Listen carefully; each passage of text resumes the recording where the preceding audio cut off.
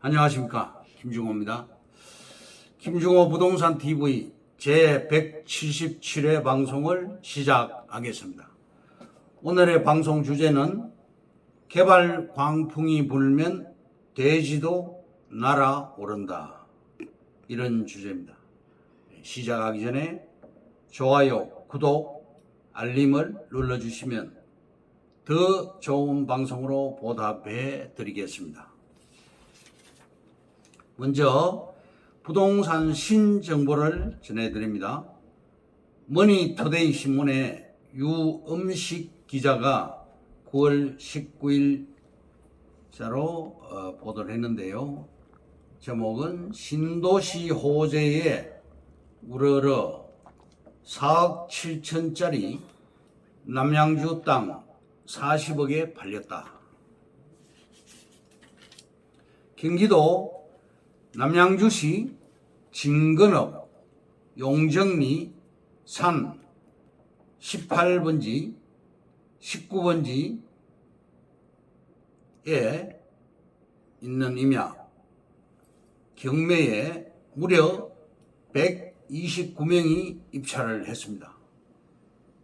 그 임야의 면적은 1353평방미터 3137평짜리입니다. 감정가가 4억 7,637만 원이고요. 낙찰가는 무려 40억 2천만 원입니다. 8.4배로 팔렸습니다. 그 땅의 입지는 용정산업단지 인접해 있고 왕숙지구와 진건지구에 인접해 있습니다. 3기 신도시 등 개발 가능성을 염두에 둔 투자 가능성이 큰 물건입니다. 21년 2월달 진건읍, 배양리, 용정리, 송릉리 일원을 토지거래허가구역으로 시에서 지정을 했습니다. 민사집행법 적용 시 경매는 토지거래허가구역 규제 대상이 아닙니다. 다음 사례는 세종시 장군면 하복리 382-3번지 임야입니다.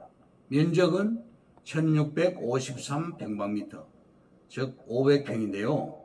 감정가가 2억 2646만원, 낙찰가는 5억 9189만원, 2.6배로 낙찰이 됐습니다.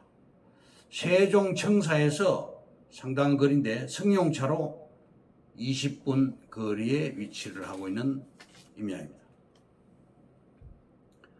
한국경제신문의 하은형 기자가 9월 16일자에 보도를 했는데요.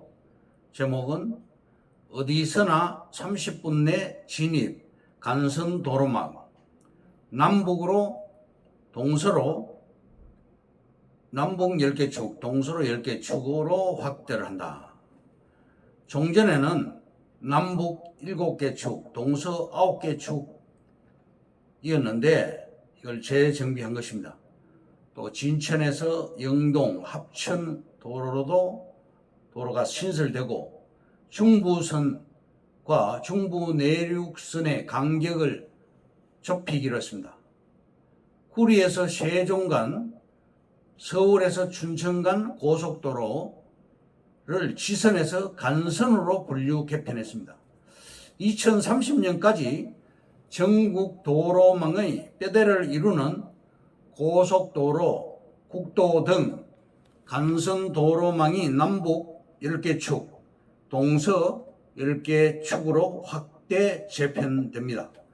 새 간선 도로망이 완성되면 전국 어디서나 30분 안에 간선 도로망을 이용할 수 있게 됩니다. 국토교통부는 이런 내용을 담은 제2차 국가도로망 종합계획을 확정했다고 9월 16일 날 발표했습니다. 다음, 부동산을 대파는 시점, 즉 현금화 시점에 대해서 말씀을 드리겠습니다. 부동산 값이 올라가는 시점을 말합니다. 프리미엄은 한 달에서 두 달 사이에 올라갑니다. 우리가 확보한 사업 부지 같은 경우도 금단 신도시가 2년 이내에 입주 완료됩니다. 지금 이제 입주가 시작되었는데요.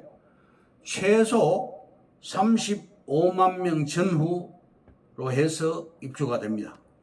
사람들이 몰려오는 시점이 부동산 값이 상승하고 되파는 시점입니다. 땅으로 졸부가 된 사람들이 많이 있습니다. GTX C라인 수원에서 삼성역을 거쳐 덕정까지 13개 역이 들어가는데요. 사업자가 선정이 되었죠. 의왕역과 인덕원역, 왕십리역 3개 역이 추가가 됩니다. 사업 방식은 BTO 방식인데요. BTO 방식은 수익형 민간 투자 방식입니다. 사업 구간은 수원역에서 덕정역 간 74.8km, 약 75km 구간이 되겠고, 추가 정차역은 아까 말씀드린 대로 왕십리역, 의왕역, 인덕원역 3개 역이 추가로 서게 됩니다. 총 사업비는 4조 3,857억 원이고요. 사업자는 현대건설 건소시엄입니다. 공사 기간은 총 60개월, 즉 5년인데요. 이 5년은 법에서 정해놓은 기간입니다. 또 운영 기간은 토탈 40년을 민간 사업자가 운영을 하게 됩니다.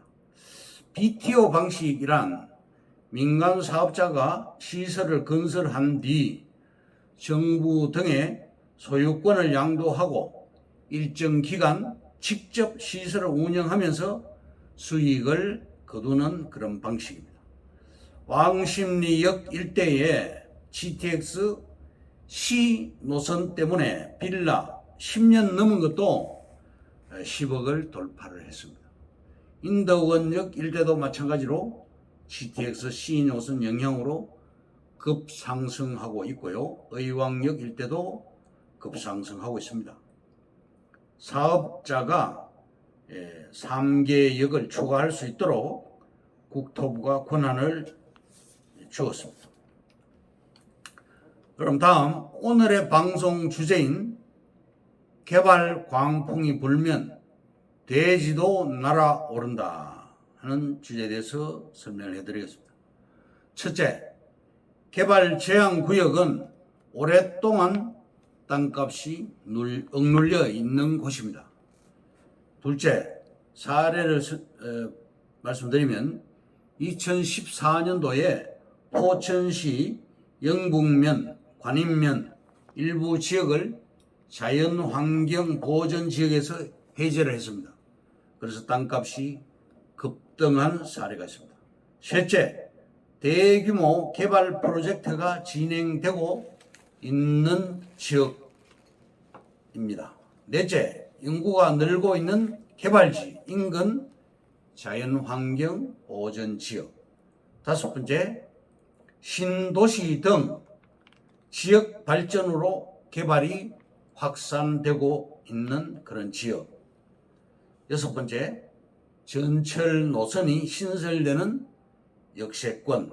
일곱 번째, 도로가 신설되든가 혹은 고속도로 IC 인접 지역, 이런 곳이 유망하고요.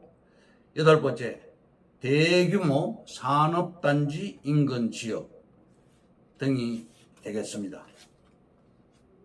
다음, 토지 3대 호재와 3대 악재를 설명해 드리겠습니다.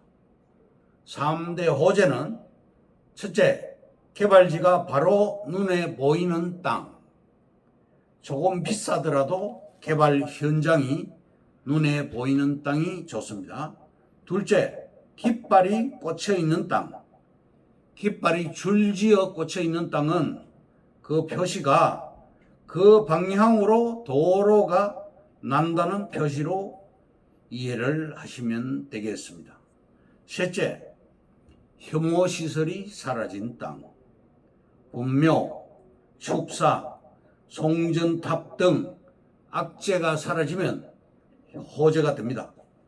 철탑은 택지나 산업단지가 들어설 경우 지중화, 즉 지하로 들어가게 되는 것이죠. 그리고 기타 군사보호시설, 남북 화해 무드로 해제되는 추세입니다. 3대의 악재는 아까 말씀드린 대로 묘지와 축사와 송전탑이 되겠습니다. 다음 1등급 1%로 들어가는 성공의 비결.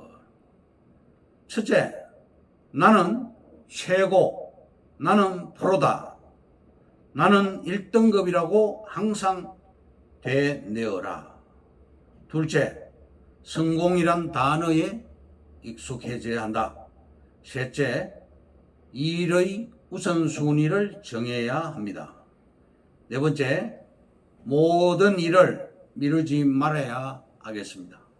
다섯 번째, 귀인의 중요성을 깨닫고 귀인을 찾기 위해서 노력해야 됩니다. 여섯 번째, 책을 많이 읽어야 되겠습니다. 일곱 번째, 건강이 곧 성공의 밑거름입니다. 건강관리를 잘 해야 되겠습니다. 여덟 번째, 큰 사람이 되고자 한다면 남을 섬겨야 합니다. 아홉 번째, 크게 생각할수록 크게 이룰 수가 있습니다.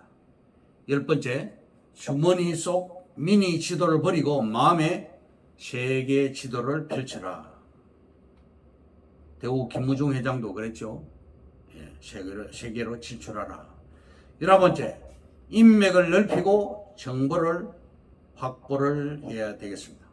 12번째, 훌륭한 멘토는 그 자체가 소중한 재산이다. 13번째, 복권은 기계가 추첨하지만 당신의 운명은 자신이 선택을 합니다. 이것으로 김중호 부동산TV 제177회 방송을 마치겠습니다. 감사합니다. 김중호였습니다.